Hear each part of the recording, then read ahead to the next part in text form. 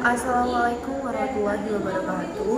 Yang terhormat kepada Abi dan Media selaku masuk pada pesantren terkenal berbeda.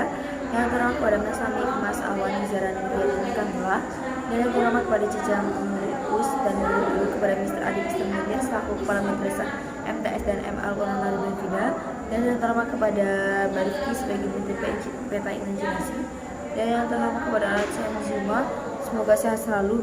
Dan kepada teman-teman saya cintai dan mempan. Oke, perkenalkan nama saya Kartika Amelia Permatasari, saya di kelas 10 MA Pengeluaran dan di sini saya akan menjelaskan tentang bab ke-13 tentang kitab Faraidul tentang faidah. Pada bab 13 ini menjelaskan tentang rumah alaf. Yang pertama itu ada faidah, yang pertama itu ada ajmu'atu, yukiru mafsuratu, am-sholatu mustaqilu. Artinya itu sholat Jumat itu merupakan sholat duhur yang diringkas atau sholat yang tersendiri. Jadi menurut pendapat itu ada pula yang bilang kalau sholat duhur dan sholat Jumat itu ada diringkas, dan ada pula yang sholat sendiri. Dan ada pula pendapat pertama itu mengatakan bahwa sholat duhur dan sholat Jumat itu dia itu bisa dijamak seperti itu.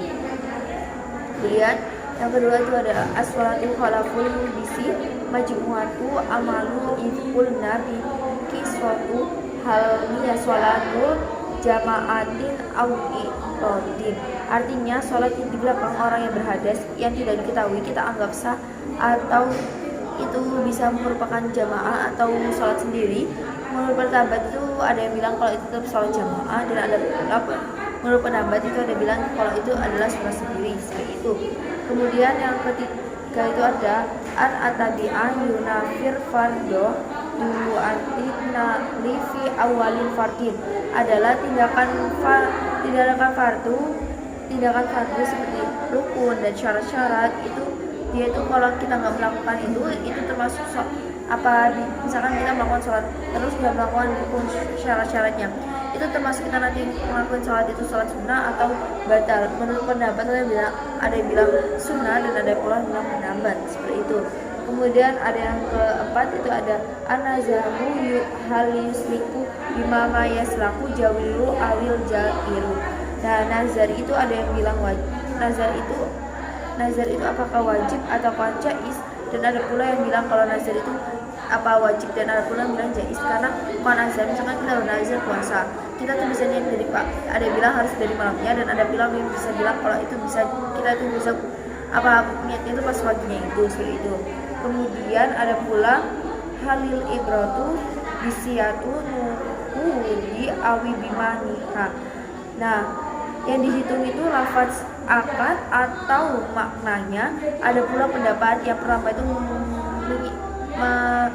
berkata jika yang dihitung pertama itu adalah lafaznya. Terus ada pula pendapat yang kedua yang bilang itu kalau itu maknanya. Kemudian ada pula ayatu mustabaru tul ibrahu awil muhalatu fiha hajibu somatu au ibu aryatun. Nah, yang dipinjamkan itu tentang pinjaman yang digadaikan itu dia tuh menangkannya itu pada yang tanggungan atau dari segi pinjamannya itu. Nah, menurut pendapat itu ada yang bilang tanggungan, dan ada pula yang bilang pinjaman seperti itu. Kemudian ada al-awalatul haliyah yang bai'un awustika'u. Akad hawala itu dia itu termasuk jual beli atau pembayaran. Jadi ada pendapat yang mengatakan yang pertama itu dia itu termasuk jual beli. Ada bilang hawala itu adalah jual beli, dan ada pula yang dia itu pembayaran seperti itu. Kemudian ada al-ibra'u hal hiya qatu autamliku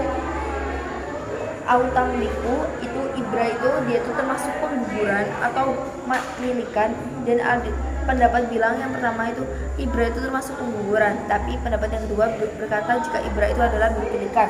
Kemudian ada al-qalatu alhiya fasku au bai'un. Nah, iklai itu dia itu termasuk faro itu adalah pembatalan jual beli, ataupun bai dia itu termasuk jual beli lagi yang kembali lagi. Seperti itu. Ada pendapat yang bilang dia itu faro, ada pula yang mengatakan dia itu bai seperti itu.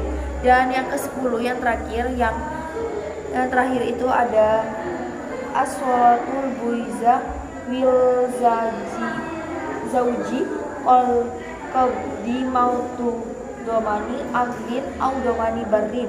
Dan itu apa, mas kawin yang terdapat di suaminya jika mas belum diberikan kepada istrinya, dia itu termasuk doloman akad atau doloman ya yud. Pendapat ada yang mengatakan kalau dia itu doloman akad dan ada yang mengatakan pula doloman yud. Sekian dari saya, kurang lebih yang maaf. Wassalamualaikum warahmatullahi wabarakatuh.